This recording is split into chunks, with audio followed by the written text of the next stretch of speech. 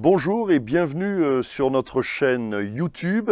J'aimerais laisser sur votre cœur un verset qui se trouve dans l'évangile de Jean au chapitre 3 au verset 16 que beaucoup de chrétiens connaissent, mais vous allez le lire avec moi. Voici ce que dit ce verset. « Car Dieu a tant aimé le monde qu'il a donné son Fils unique, afin que quiconque croit en lui ne périsse pas, mais qu'il ait la vie éternelle. » Et c'est pour nous, chrétiens, un verset fondamental. C'est un verset central qui se trouve dans la Bible parce qu'il nous présente le message de l'Évangile dans sa plénitude. Nous y voyons d'abord que Dieu nous aime. Nous avons de la valeur à ses yeux. Ça veut dire que nous sommes précieux aux yeux de Dieu.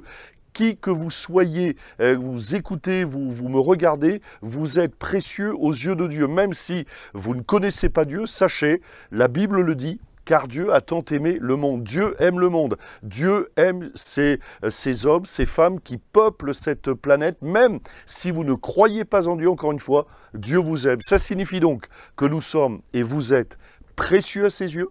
Ça signifie que Dieu a un plan pour votre vie comme pour la mienne. Ça signifie que quand on prie et quand vous priez, votre prière est entendue, a du poids. Deuxièmement, ce verset nous montre et nous parle de « Car Dieu a tant aimé le monde et qu'il a donné son Fils unique afin que quiconque croit en lui ne périsse pas. » Et voilà que la Bible nous parle de « mais pourquoi périr ?» Parce que la Bible nous démontre que le péché a corrompu l'homme. C'est quoi le péché? C'est la volonté de fonder sa vie en dehors de Dieu, de faire comme si Dieu n'existait pas.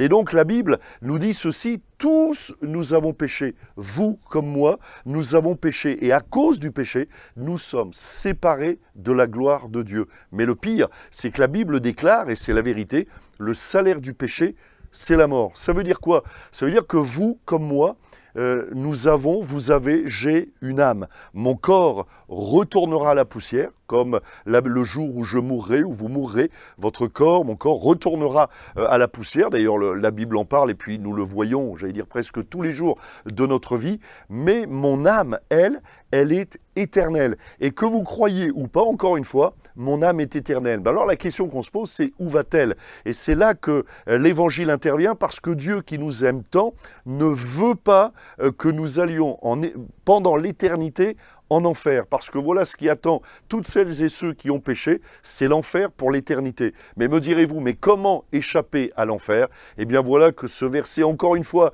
répond à la question que devrait se poser chaque être humain, non pas combien je vais gagner, qu'est-ce que je vais manger, mais qu'est-ce que je vais devenir après la mort, parce que nous le voulions pas tous, c'est inéluctable, nous allons mourir un jour ou l'autre, mais qu'est-ce que je deviens après la mort? Eh bien, Jésus nous dit, pour ceux qui croient la colère, pour ceux qui ne croient pas, la colère de Dieu demeure sur eux, mais pour celui qui croit, il hérite la vie éternelle. Et puis j'aimerais terminer ces réflexions en vous disant, mais comment hériter la vie éternelle? Simplement par la repentance et la foi, afin que quiconque croit en lui ne périsse pas. Dieu nous a donné une solution. La Bible ne présente pas seulement le problème, mais elle nous présente la solution. Et la solution, c'est une personne, c'est Jésus, qui est mort à la croix du Calvaire il y a 2000 ans, afin de prendre la condamnation que nous méritions